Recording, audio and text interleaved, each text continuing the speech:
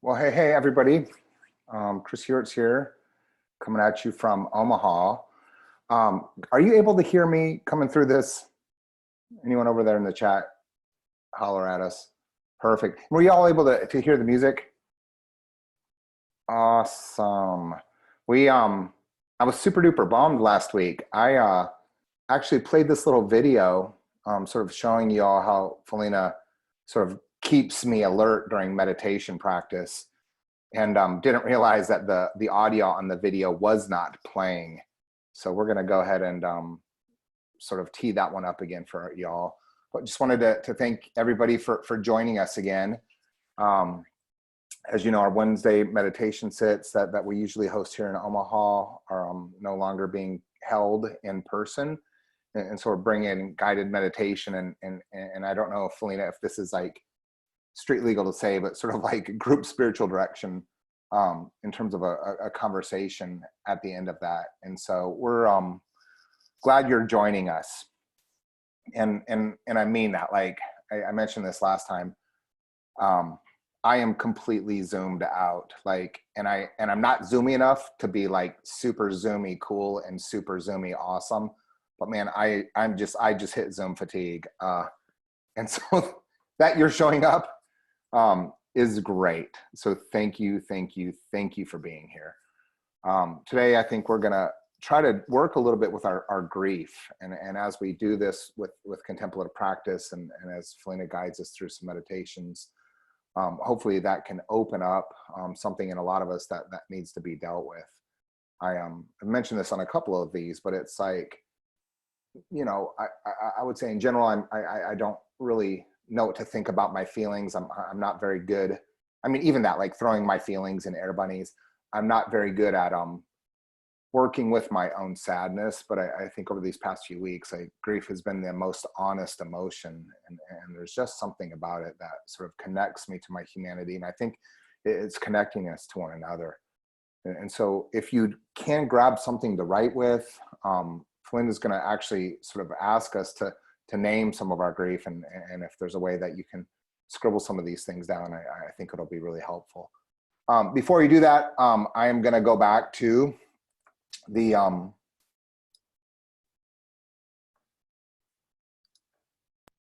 map here, and somehow we seem to have somebody from Austria who joins every week, and somehow it doesn't sort of end up in the registrations. But once again, today we have folks from Australia, Canada, South Africa, the UK, and all over the States. And we're super duper glad you're here.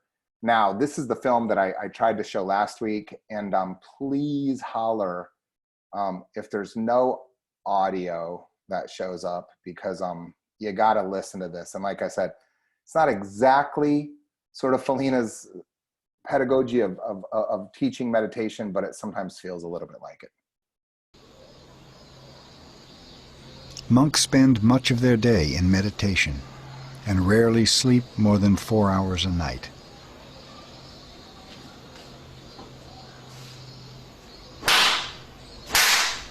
The head monk's strike is not a punishment, but an aid to meditation. It revives the monk and may even shock him into greater awareness. And there you have it. With that, Phileena, I don't think any paddles are going to be necessary today. Now, we might need to actually wake Basil up. He's either like totally dropped in to his meditation practice, or he's out cold. But anyway, great to see you on the other Thanks. side of the screen. Sorry if my encouragement has felt like a hard strike across the back of the neck, but hopefully you've been served by my my promptings. Tough love. All right. Welcome, everybody. I'm so glad that you're here. And I feel like at this point into the webinars, I don't know how many weeks it's been now. I've really lost all sense of time, maybe 3 or 4 weeks that we've been doing these now. I think Chris and I are beginning to get more comfortable with this platform. And so I hope you are able to enjoy the music at the opening if you heard that. And it's just wonderful to be you know, every week, Chris and I are looking forward to seeing you here, being with you, and cultivating this space. It's as much for us as it may be for you. And so we're glad that you're here. So today we're going to move into a time of naming our losses and witnessing those losses. And so at the bottom of the hour, we'll transition into interaction with one another through your microphone, or if you're willing to come on video, I'll transition you into that. And so what I'm going to do there at the bottom of the hour is encourage you to join us in stepping out and voicing any losses you've experienced through this pandemic. And that will allow everyone else to bear witness to those losses. And I want to just, you know, start off by just reminding us that this is a safe space. And so recognizing that we're all coming into this time together from different experiences, different backgrounds. We are not all the same.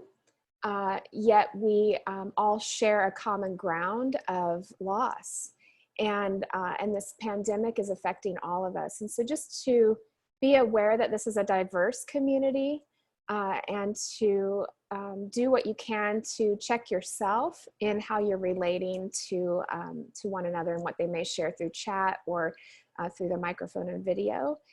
And the paper and pen that you may have near you could be helpful as I lead us into a time of guided meditation. If at any point through the silence or through the readings, you become aware of a particular loss that's surfacing for you, perhaps in the moment, or has come up in the last days or weeks, you might want to jot that down so that you can return to it at the bottom of the hour for sharing, or perhaps for deeper reflection. And so as we prepare for this time, I just want to say something about you know, what's brought me to this moment and to this decision to focus on holding our losses together, naming them, and bearing witness to them.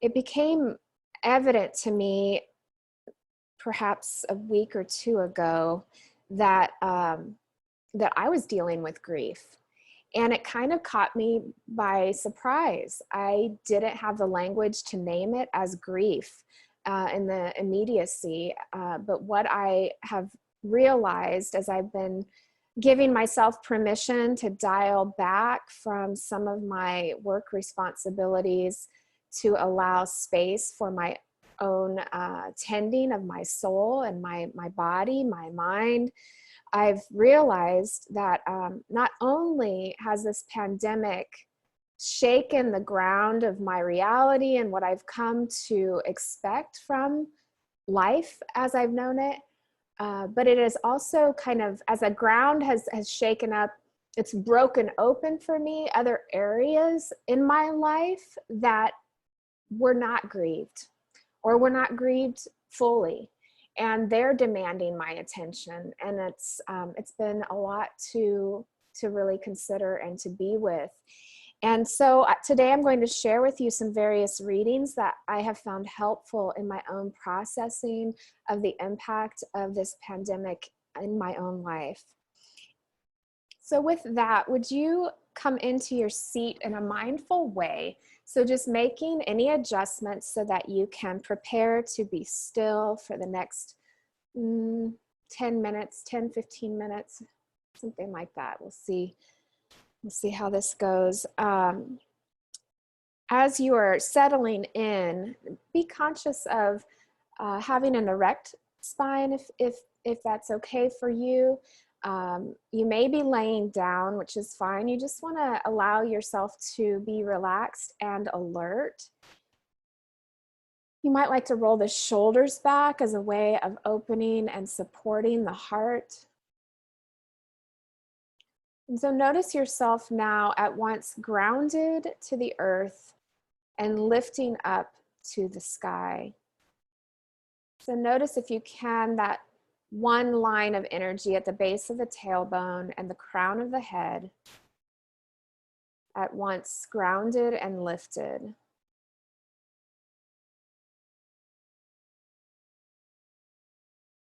Let's take a few cleansing breaths together here, inhaling through the nose and then exhaling through the mouth. And so deeply from the belly, let's inhale and exhale. Again, inhale,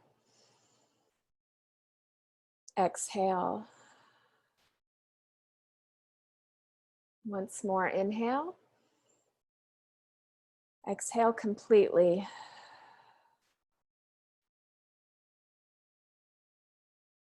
From here, I invite you to check in with the mind. Notice thoughts that may be drifting by or perhaps capturing your attention.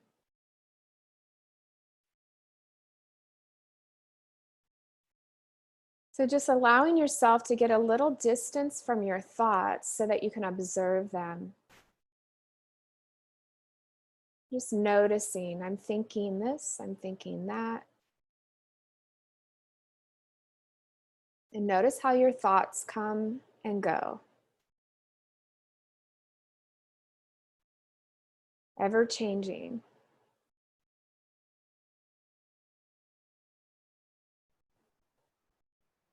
Drop down now into the heart space and notice emotions that might be surfacing or perhaps lingering under the surface.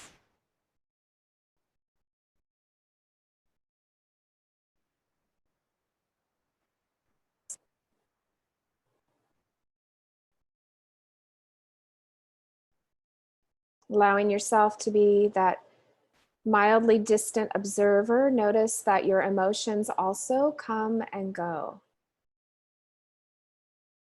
Ever changing.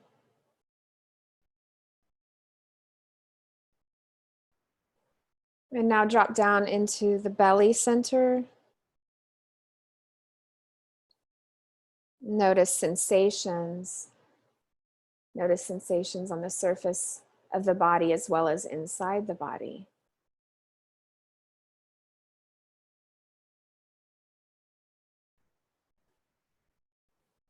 And observe how sensations also come and go. All the readings that I'll be sharing with you today, we will mention in the show notes that accompany the Vimeo playback, as well as in the email that you'll get tomorrow when the follow-up email goes out. So don't worry yourself about these readings. We'll make sure you get a copy of all of them. I'm going to be reading from Jeff Foster's book, The Way of Rest, Finding the Courage to Hold Everything in Love.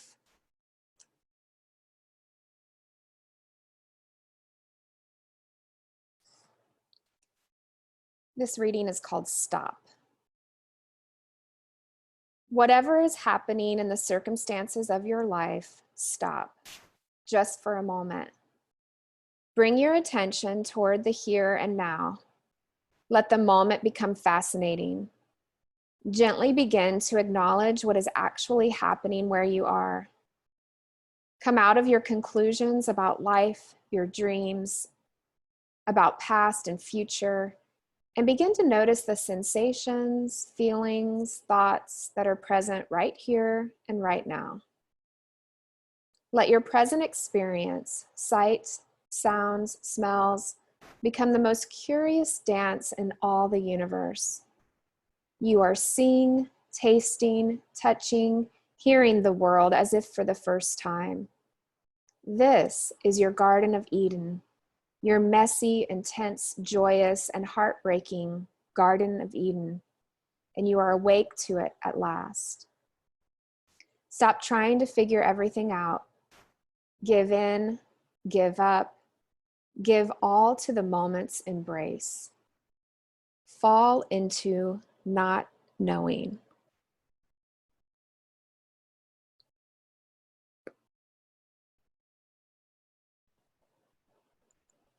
And so with this in mind, let's go through an exercise with the five senses, just to allow us to deepen our presence to the now, to the Garden of Eden that is right here, right now, in this experience of life.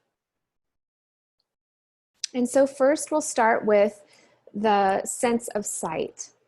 And so take a moment to notice 5 things that you see. So for me, I notice the candle burning, the incense burning, the green plant on my desk, the skylight above me, and the blue sky and clouds rolling there. So just take a moment here and notice 5 things that you are seeing. Next, let's listen for 4 things that we hear.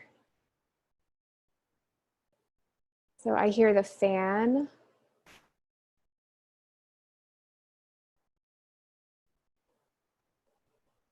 I hear the sound of my breath.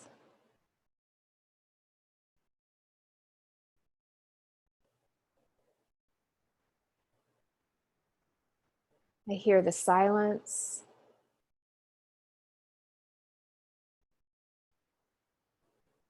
And I hear sounds in the building.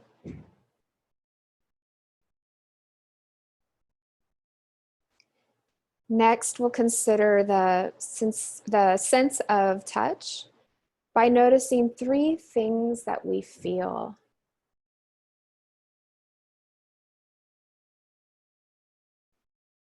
I feel the breath on my upper lip, the clothing on my body,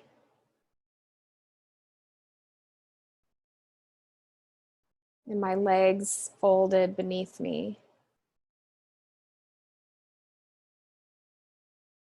Moving into the sense of smell, notice 2 things that you smell.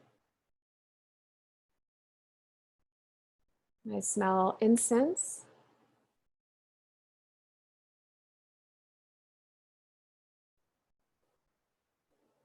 And I smell the candle. And finally, we'll notice 1 thing that we can taste.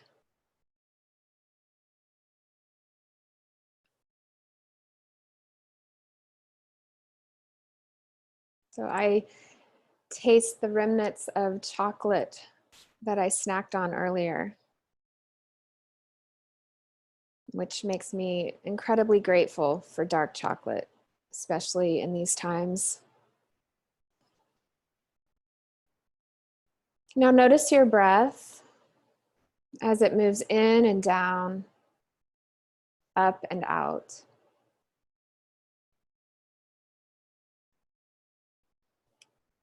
We're going to go through a few different readings, and in between I will pause. And so let this be a gentle holding of your meditation, allowing you to be cultivating your interior solitude, silence, and stillness while being held in this container of virtual community and these readings. And if at any time you find yourself drifting away from this moment, as soon as you notice, you can just gently bring yourself back to mindful breath, noticing the breath moving in and down, up and out. And if at any point you feel a sense of overwhelm, if your nervous system, your body starts to tense up or contract, or you find yourself feeling anxious or scared, I encourage you to go back to that practice with the 5 senses and begin naming what you see, hear, feel, smell, and taste. And that will allow you to find yourself back in this moment, where you are safe, where you are being held. And throughout the readings, if at any point you want to jot down reflections or particular losses that you want to name, I encourage you to do that. So we have 3 readings here from Jeff Foster, and I'll pause in between each one.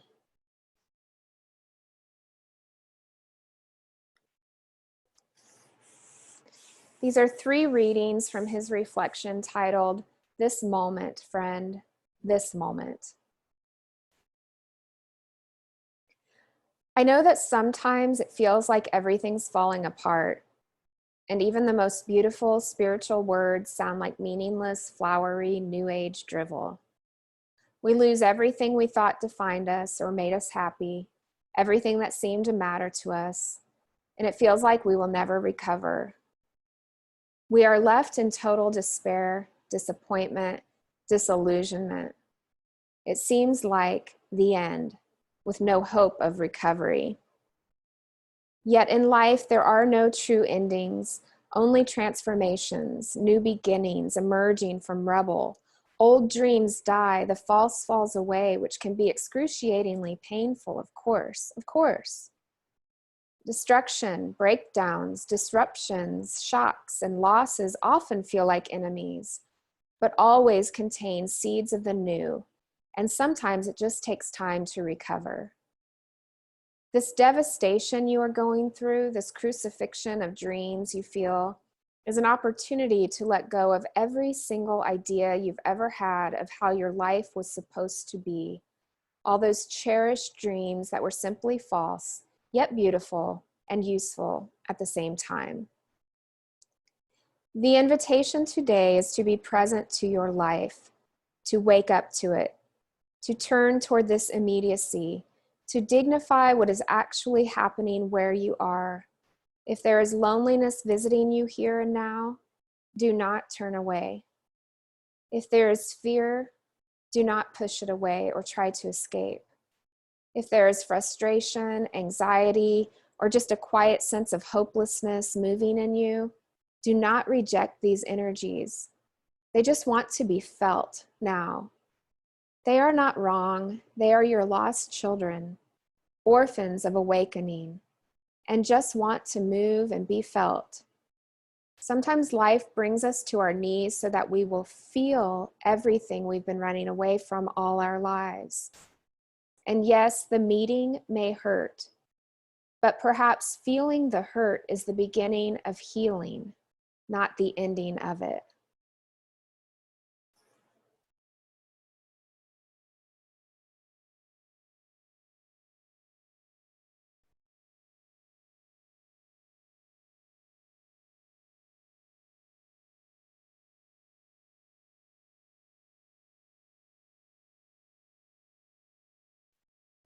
And watch the mind, how it constantly spins, rewinds, and fast forwards, constantly leaves the present scene of your life here and now, though it's constantly running away from the present moment.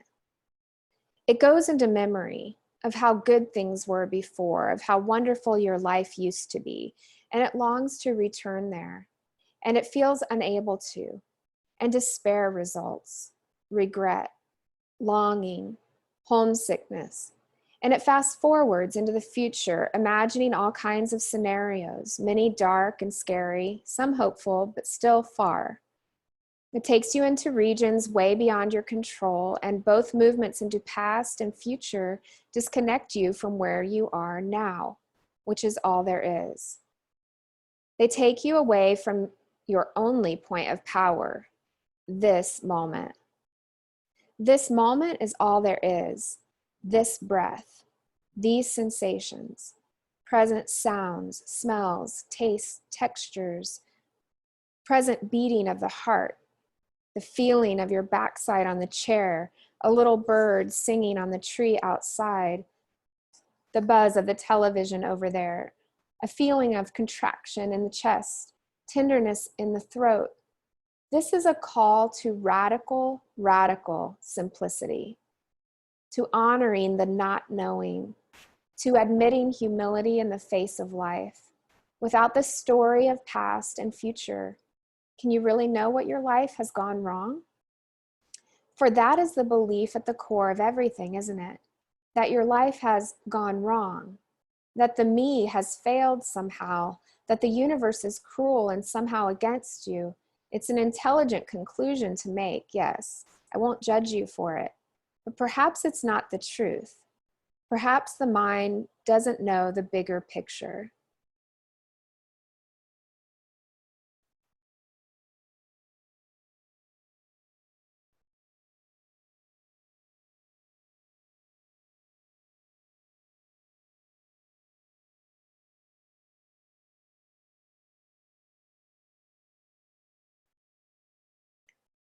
My friend, your disillusionment, your inability to believe all those spiritual teachings now, including my own, is not a mistake. It is pure intelligence at work. Your disillusionment is part of waking up, not the end of waking up. Disillusionment is holy.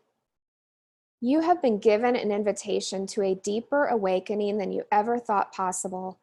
You are being asked now to question everything,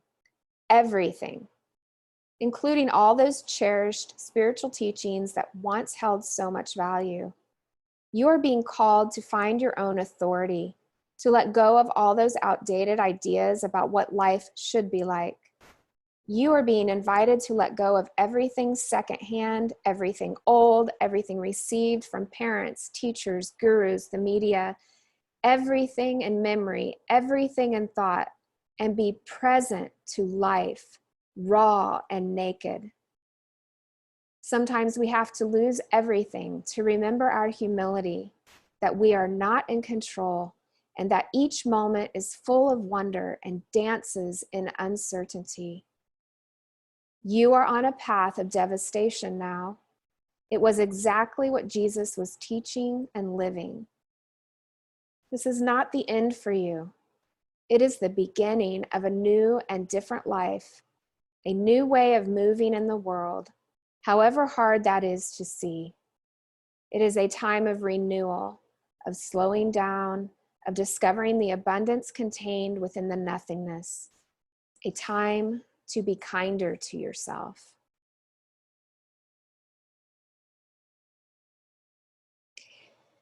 And so, in a way to be kinder to ourselves, asks us to feel to heal.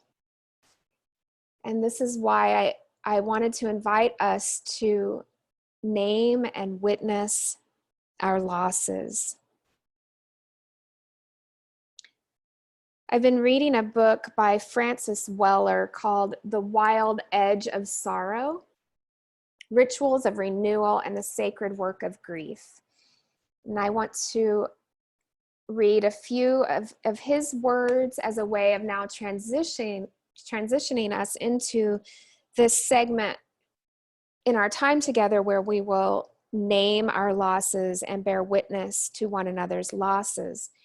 And as we prepare for this, it's important that we consider right here and now that there is no comparing of losses. I was listening to a podcast on Brene Brown.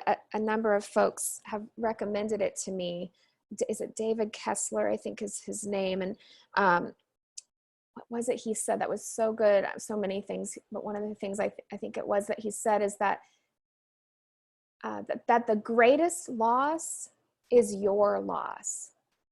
And so there is no comparing of losses here. Your greatest loss is the one you're experiencing, and it's valid. And here today, we will witness that loss, and we will grieve that loss with you. These losses may be a very personal loss, or they may be a sense of collective loss. But either way, whatever is named, we will collectively witness and grieve with you. We are not isolated cells partitioned off from other cells. We have semi-permeable membranes that make possible an ongoing exchange with the great body of life. We register in our psyches, consciously or not, the fact of our shared sorrows. Learning to welcome, hold, and metabolize these sorrows is the work of a lifetime. Sorrow helps us remember something long intuited by indigenous people across the planet. Our lives are intricately commingled with one another, with animals, plants, watersheds, and soil. For the last several centuries, we have envisioned a split between our inner lives and the surrounding world. Psyche, however, is not confined to the deeper interior of our lives. It overlaps with the wider world, and perhaps in these times is most evident in the sorrows and suffering of the earth itself. Our personal experiences of loss and suffering are now bound inextricably with dying coral reefs, melting polar caps, the silencing of languages, the collapse of democracy, and the fading of civilization. The personal and the planetary are inseparable, as is our healing. Loss binds us together in a potent alchemy, confirming the heart's intimacy with all things. Losing someone or something we love brings us into the shelter of our mutual grief. Grief and love are sisters woven together from the beginning. Their kinship reminds us that there is no love that does not contain loss, and no loss that is not a reminder of the love we carry for what we once held close. Alone and together, death and loss affect us all. And so when you're ready, if you would raise your hand in the chat box, I'll call on you and invite you to briefly name your loss. And together we will witness your loss and we will grieve together.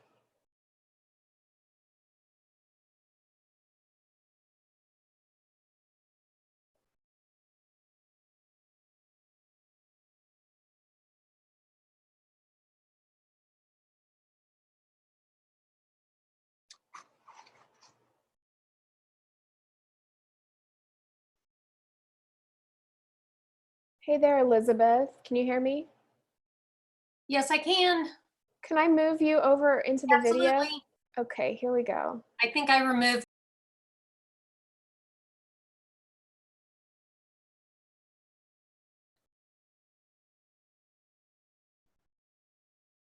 Hi there. Hi. So there were three things that came up during the meditation that came from phrases that you read. And the first thing was really the loss of not knowing what to expect, especially in relation to interactions with people. I have tried really hard over the years to trust the stranger, and now I'm scared of the stranger. And I find that, so I'm responding by judging. I wanted to scream at someone yesterday. It doesn't help to wear the mask if you don't put it over your nose. Like, you know, and so it feels like everything is danger when I want to function out of there's love in every interaction, and now I'm resisting. I feel a real loss in, I can't envision how to move forward. It's all too overwhelming. And I could go on, but I'll keep it there. And then, but towards the end, I realize it's also the loss of the illusion that I know. And so that's a gift. But I feel very vulnerable.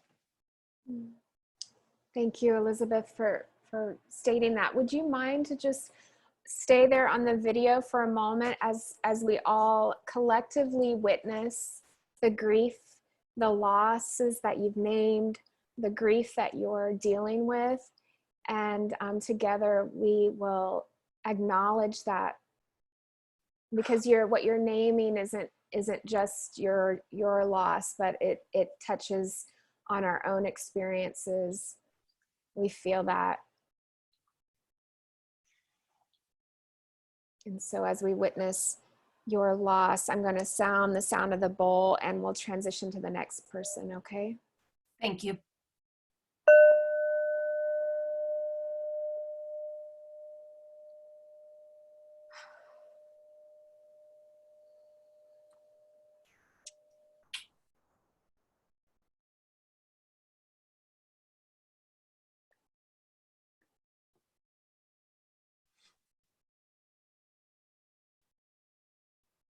Hi, Libby, can you hear me?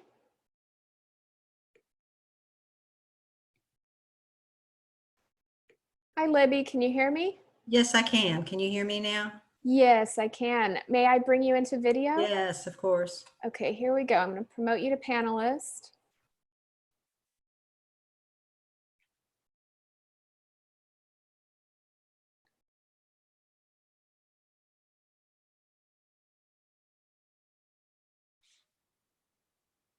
Hi there, can you hear me? Yes, I can. Hi, okay, great. We can hear you too. I don't know if I got on the video or not. Yes, I can see you. Oh, okay. Yep. So if you want to go ahead and articulate for us the losses that you're pondering and dealing with. You know, I started out with, I've really felt the effects of the loss of my private practice. I have started to retire from counseling, and so my private practice was down to 2 days, and now I have like 4 clients on Zoom or on Doxy. And I'm feeling the loss of that in a really deep way. I'm feeling the loss of being connected with my spiritual community. And I'm feeling the loss of being with family and friends at dinners and things like that. And I realized that what my real grief is about is having that human connectedness. That's what I didn't realize before today, how much the energy that I get from that and the love I feel from that has been a real loss. Thank you, Libby, for articulating that for us. If you would just stay here for a moment while we all bear witness to the losses that you've named. I'll sound the sound of the sounding bowl as we bear witness.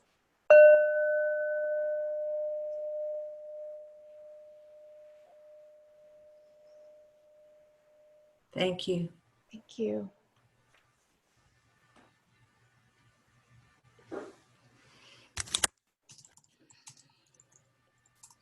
Would anyone else like to be so brave as to share with us the losses you're contemplating? Okay, let me call on Jen. Can you hear me, Jen? Can you hear me? Yes. Okay. Would it be okay if I bring you into video? Yep. Okay, here we go.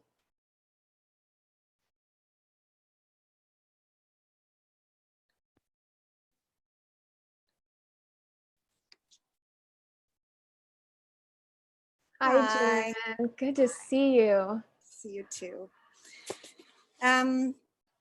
I think for me, at the beginning of all of this, I run a nonprofit that is helps with food security, and I'm one of the team that runs it, and was just feeling like quite overwhelmed and had to step away from it, and from people that I really care about and who are the most vulnerable right now. And so I think just feeling a sense of loss of being able to contribute right now. And I know I needed to step away to give space to process everything. But yeah, I think just like a sense of helplessness to do anything about the state of what my friends are going through right now. Thank you for naming that. And we are bearing witness to your loss and your grief.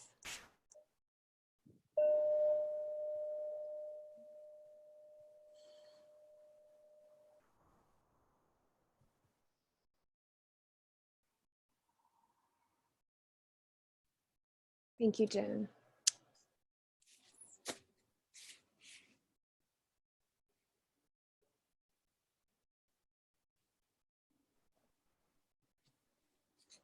Hi, Sarah. Hello. Are you open to coming onto video? Sure. Okay, here we go.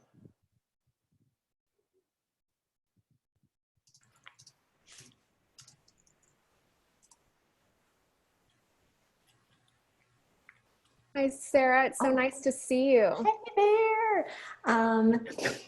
Nice to see you too. This has just been so lovely. I think what I would like to give witness to is that I'm a teacher, and I found out that my position wasn't being renewed the Monday of the week that we stopped going to school. And so I think I'm grieving the loss of the security of a job, or the security, and even knowing what the future holds, and thinking about the families and about my colleagues. And yeah, and it feels like I'm some of the words that that you read over us about, like the not knowing. I feel like I'm grieving the loss of the knowing, and really wondering kind of what dreaming looks like in these days. And so those are some of the things that that I'm grieving. Yeah, thank you so much for being willing to name that for us. And together we are bearing witness to those losses.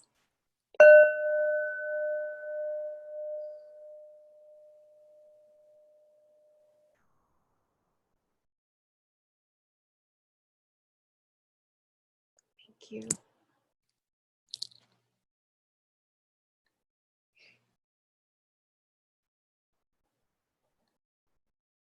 Hi, Peter. Can you hear me? Yes, Would you be open to coming on video? sure. Okay, here we go. I'm going to promote you to panelist, which will allow you to turn on your video.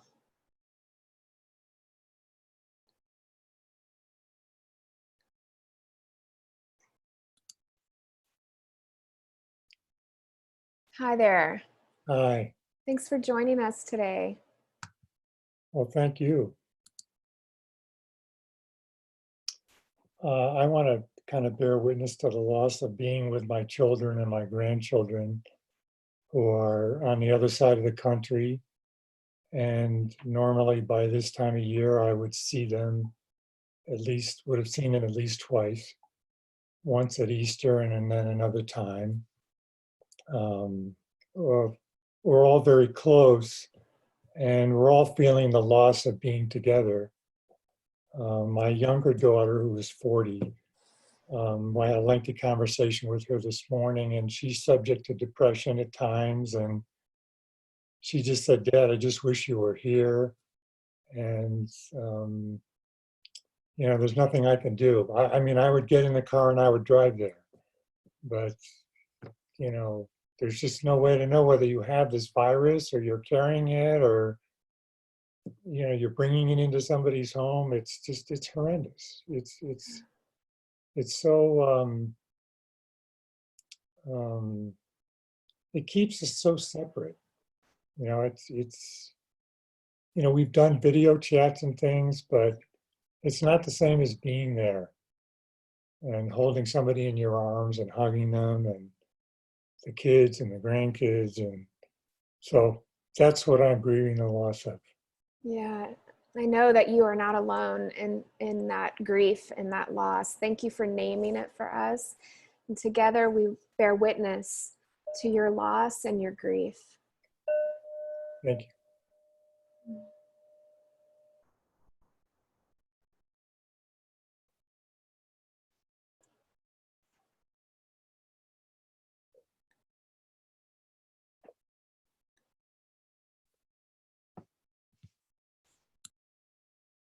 Feel free to raise your hand. We have time for a couple of more folks to share if you would like to.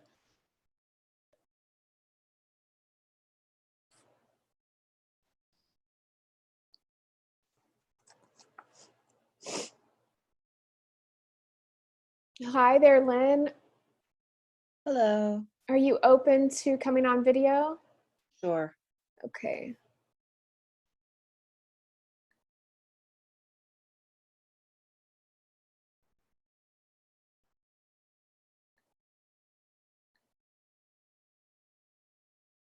Hi there.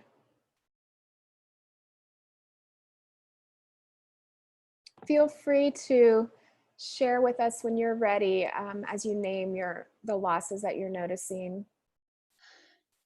I find that I'm very comfortable within my ego's type of 8 and 7, not honoring my own grief. But I struggle with the grief my daughters have.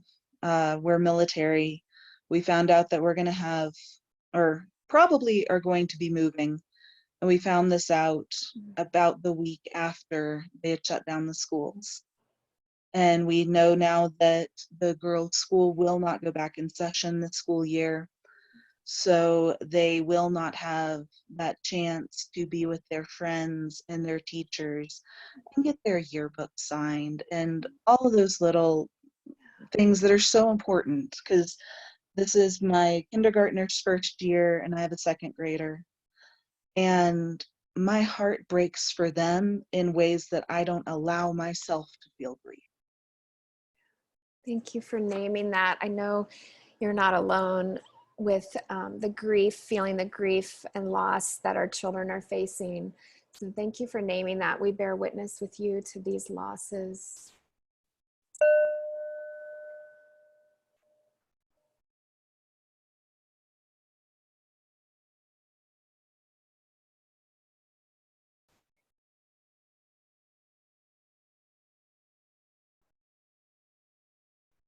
Hi, Chris. Hello. Are you open to coming on video? Yes. Okay, here we go.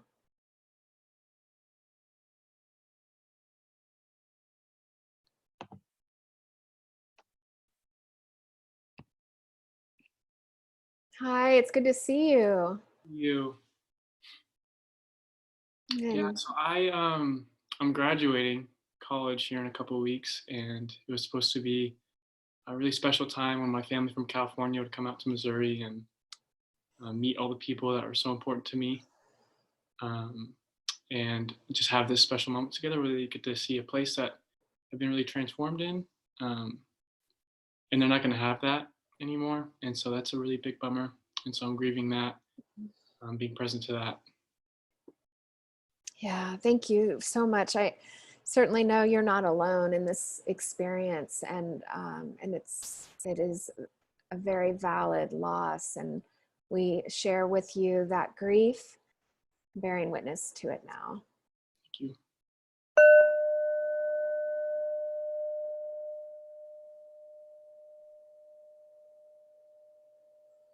Take care. Thanks.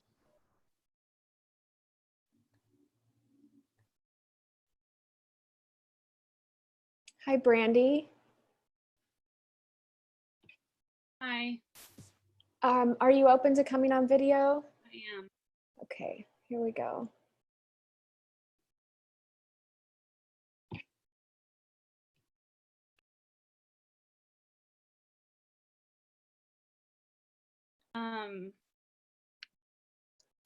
There we go. Hi there, it's nice seeing you. Me too.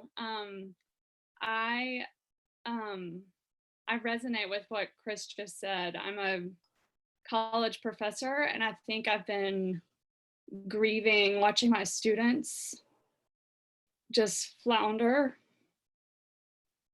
and grieve. And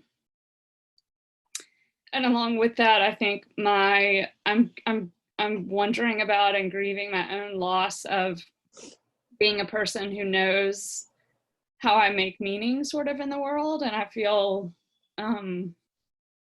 confused about that right now. I don't know how I could have done or did that well with my students or with my children or family. And so I'm grieving that easy go-to meaning making, even if I knew I was unhealthy at it at times and sort of too productive. I just felt lost in a lot of that. Thank you so much for being willing to share that with us. And we bear witness to your loss, your grief, your vulnerability.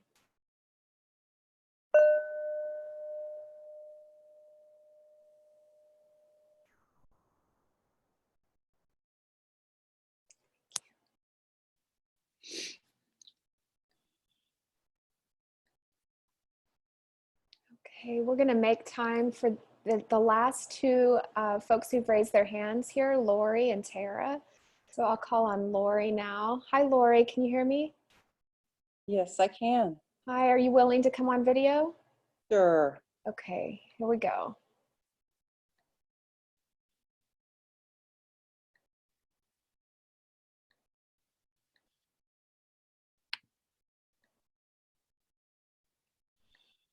Hi there. Hi. Thanks for having me. My loss that I've been grieving for some time now is the loss of my mother back in February. So it's been very difficult not being able to grieve together with my siblings in Topeka. I live a couple hours away, so we haven't been able to get together. First Easter without Mom, and coming up on the first Mother's Day without her. It's been very tough for all of us. But I try to tell myself that there's so much worse suffering going on in this world, but it's still a very lonely time. I do want to thank Chris for his Map Makers podcasts and your Monday and Wednesday webinars, and as well as Jim Finley's podcast and Richard's. They've all been very helpful to my soul. But it's still a very lonely time for all of us. And thank you for being there for us. Thank you for being willing to share. Thank you for your vulnerability. And we bear witness to your pain and your loss and your grief.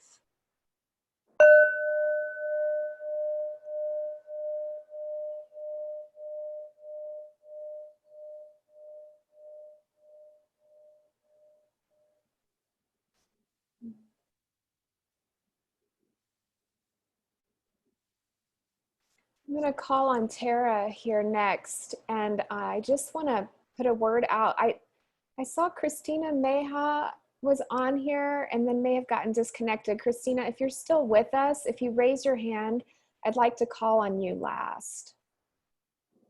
Hi, Tara, can you hear me?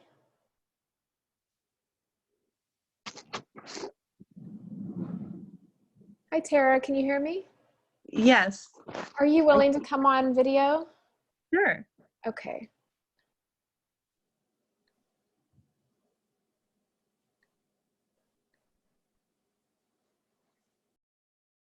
Hi there.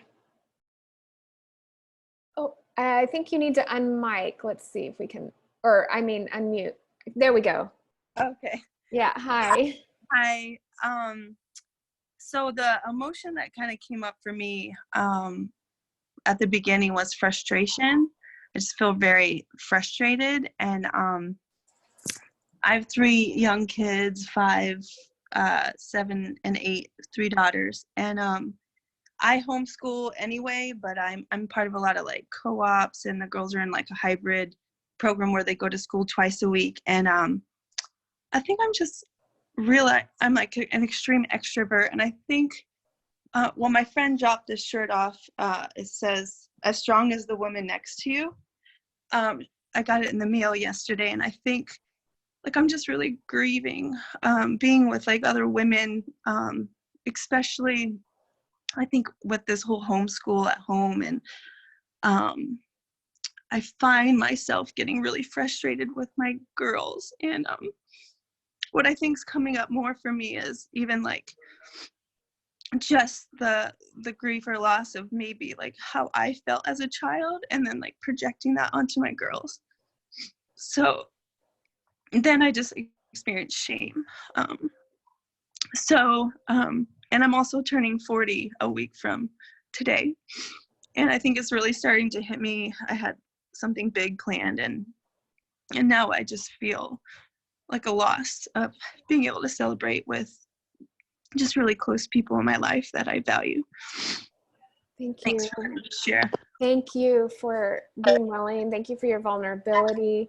Thank you for naming this pain and loss, and for being willing to enter into the hard work of grief.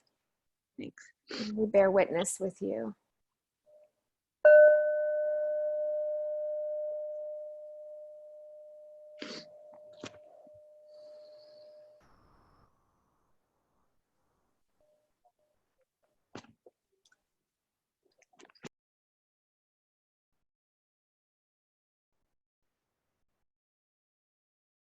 Hi, Christina. Hello. Hi there. Are you willing to come on camera? Sure. Okay.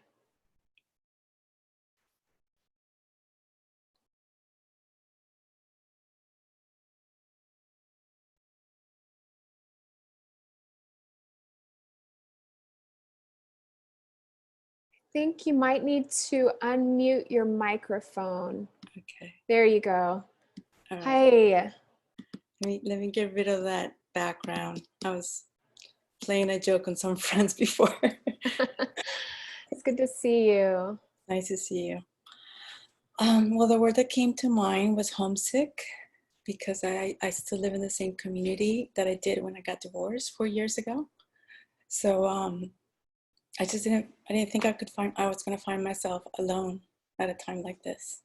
Like, that's not what I planned for in my life.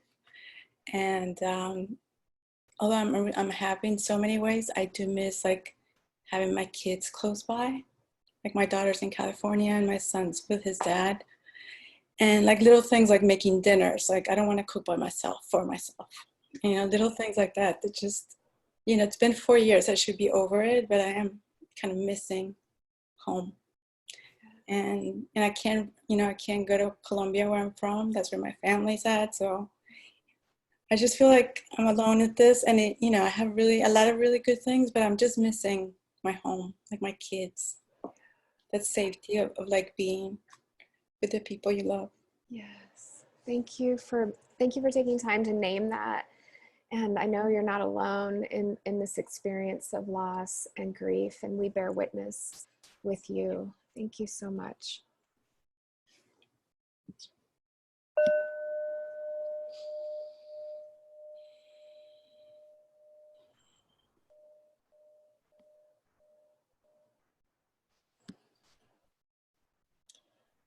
Friends, I want to thank you for your participation today in naming your losses, in holding your grief, and in bearing witness to one another's pain and vulnerability. To close out this time, I want to read a prayer from Pixie Lighthorse's book that I've referred to before, called Prayers of Honoring Grief. And let's see which reading we're going to end with before I turn it over to Chris. I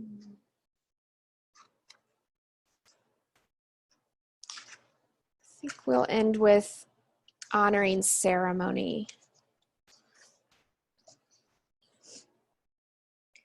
Thank you for the song of sorrow I have carried over the long road to the graves of my dead. Make me unafraid to call them out loud by name. Let me retain my private chant in the well of my memory and recall it when grief visits me. Elevate my voice until it reverberates with resonance, the sensational flow of life force I unconsciously denied myself. Lift my incantation up to the sky nation as a gift. Send it beneath the loamy earth mother to direct, nourish, and protect all I have left behind. Move my feet to the dance that is drumming the rhythm of our hearts into the earth, loosening the dense, compressed crust to encourage awakening. Let me climb to the top of the ruins to shake free the remains of the past in order to bear hug my future. Guide my hands to prepare a rainbow feast on a table set with silver of gratitude. Be the flames that light the unending rows of candles illuminating the banquet of outpouring. Place a golden urn at my strong and vulnerable center that flashes with the appreciation of knowing myself through and over my intimate obstacles. Let me know my spirit in the ways you do. Allow me to hear the name you call me. When I feel lion-hearted, let me allow others to know the depths of where I've been. Make me a bold memorist who brings flower crowns to all that I honor through full cycles of growth and transition. Place me on the back of the mythological beast that will carry me the rest of the way. Make me narrow at the top and broad at the base, so I may be a clear channel to send these prayers up as I walk the spiral labyrinth with intention for all my days to come. We love you all, and we're so grateful for you and the community that you have created during this pandemic. Chris, I'll turn it over to you now to close us out. Yeah, thanks everybody for being so vulnerable and for being so honest. It's so funny, Basil's been laying here on his back, rolling around, and it's always a reminder every time I see his heart, that he's being vulnerable, that he's opening up the most tenderest part of himself, and that comes through trust, and I think what I just witnessed was this tremendous trusting of turning ourselves over to this potential that love is going to continue to carry all of us through this. I also say this a lot, but years ago, my spiritual director, Father Larry Gillick, taught me that the word that we use to get or to derive vulnerability, the Latin root for that comes from the word wound, and so to be vulnerable is to be woundable, and I think that's what we're experiencing here is a kind of woundedness that maybe we weren't prepared for, that we don't know how to process or face or grieve. So I really want to honor your trust and your vulnerability, and I want to thank you all for that. If you didn't have a chance to share, I really would just urge you to find someone that you could actually continue this practice with, a family member, a roommate, a partner, a friend. And I would continue to urge you to bring these things, especially as they're carving and creating such openness in us. And I know that carving and creating is a painful process, but to take these to your spiritual directors, your mental health care providers, or anyone who can really help you work through these things. And so we are grateful for each of you. We'll close now. I'll put up this slide with the reminders for the last webinars. We'll have one more on Friday for the little kids in our homes and our own inner child. We'll have one more with one of our board members and a medical doctor, Ying Gao, on Monday. And then we'll continue to hopefully connect here on Wednesdays. Be good to yourself, take care of your heart, and thanks so much for joining us.